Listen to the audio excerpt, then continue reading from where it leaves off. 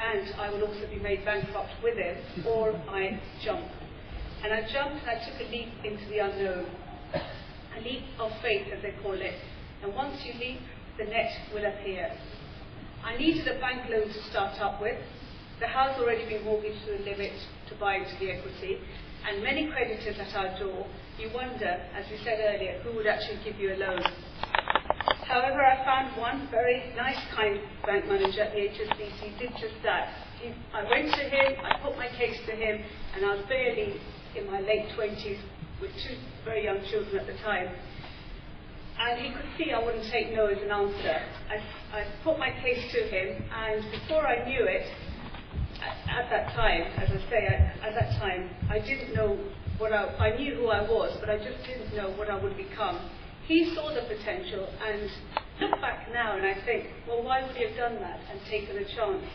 Is it because he had the confidence in me, or is it that I just managed to convince him very convincingly? But I felt at the end of the day, with integrity, that the trust had to be reciprocated. I found that when I was setting up the practice, there were other Asian solicitors around, but they all seemed to be trading under English names, English firm names, and hiding behind those names, even though they were Asian solicitors. And I just couldn't understand that. Was it because they didn't have the confidence to put their name on the door, or was it because of the stereotype attached to the Asian name even then? However, again, I felt I had need to break that cycle and actually put my name on the door, and my firm is called the SETI Partnership Solicitors. From then on, we were unstoppable. I put everything on the line for my dream to be realised. But there were setbacks, and these are the challenges that businesses often face when starting out with a business before you.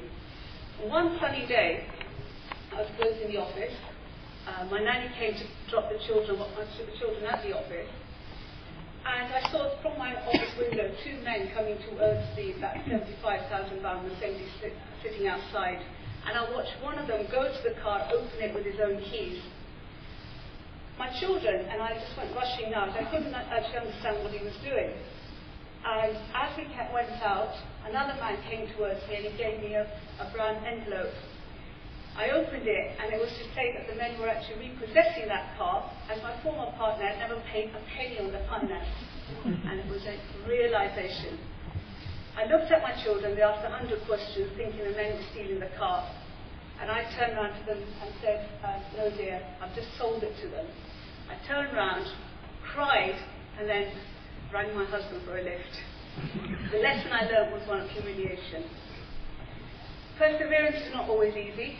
One of the most important meetings of my life was when I had to attend at the NatWest Bank in Sunbury-on-Thames. These were our former bankers. I didn't realise that our senior partner had accumulated loans of £275,000 from the NatWest unsecured overdraft, which he had then basically not paid. I was called to the meeting as being the only surviving partner. Went there, pleaded, persuaded, reasoned with 4 white-collared bank managers. I took the meeting so seriously as if my life depended on it. If I'd lost that meeting, I wouldn't have been standing here now, let alone I would have had to pay £275,000 or face the consequences.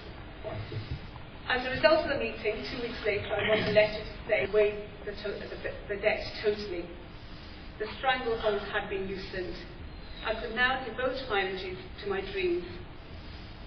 The other challenges I faced as a criminal defence lawyer was often when I was on night duty, which I still do.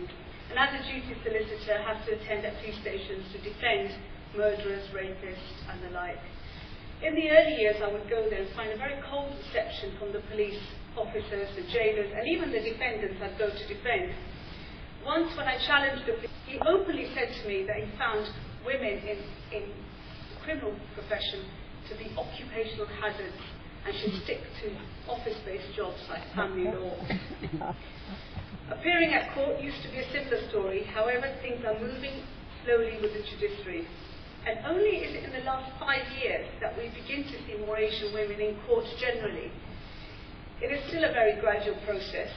Even though much is publicised about recruitment, recruitment drive for women in the judiciary from ethnic minority groups or ethnic origins to become judges.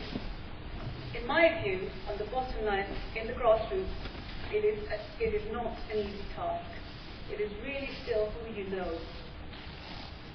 As a criminal defence lawyer, one of my first cases when I went to Harrow Police Station on night duty was when I got there, the officer told me that there was a defendant in the cell. He'd been brought there because he went into an Asian grocery store and physically attacked the shop assistant, racially abusing the shoppers and telling them to go back to their own country. I turn up, the cell door opens, the defendant's face drops. When he sees an Asian female solicitor come to defend him on an allegation of racially motivated assault.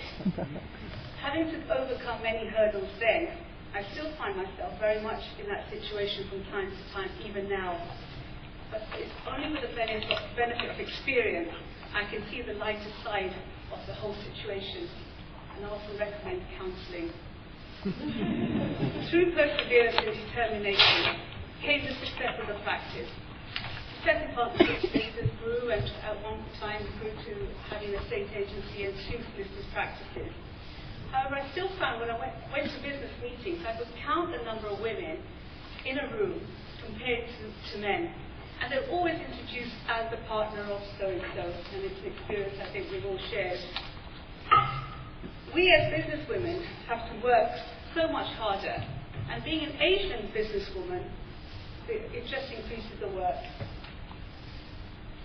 We still have companies who ask for the proprietor. When the call is put through to me, they ask to speak to Mr. Sethi, not his secretary, and often say, "We'll try his IT company." In my role as senior partner, I find myself that I actually surround myself with people who are better than me. We employ approximately 30 staff, and each one is an expert in their own field, be it property or litigation, family, etc., coming from a diverse range of religions and international backgrounds. The team is like my family. We share a common vision, and the relationship is based on mutual respect and encouragement, and we are predominant. What, as I said before, is a ripple will soon become a wave, and remember, we are carrying a torch for the future generation of business women. Thank you.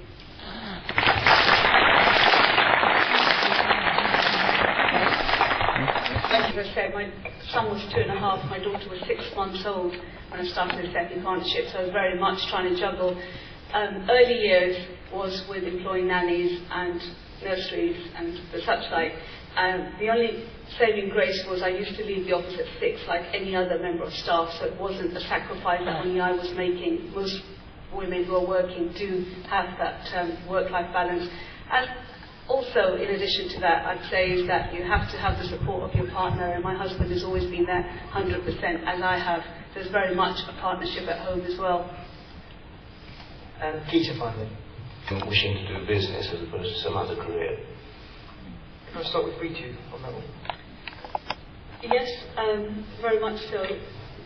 Every holiday the children have, they come to the business, even if it's for a day or 2 days, and they're actually being brought up knowing what business is, which is not what we knew in that way. But they are constantly inspired. In fact, my husband runs his own IT company, so he too is a businessman in his own right. And often at the dinner table, we are discussing our business without the kids